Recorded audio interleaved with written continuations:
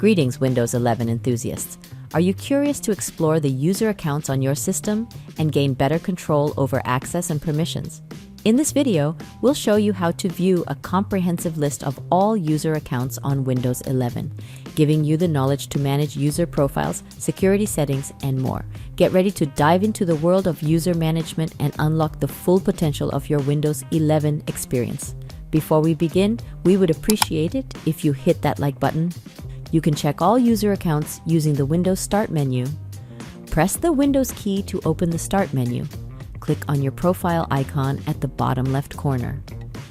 You can see a list of all the other user accounts signed into your computer here.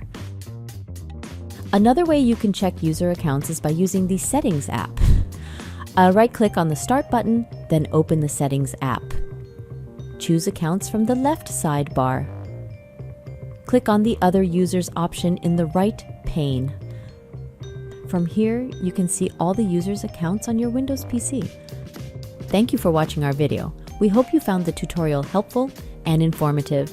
Don't forget to subscribe to our channel for more exciting content like this.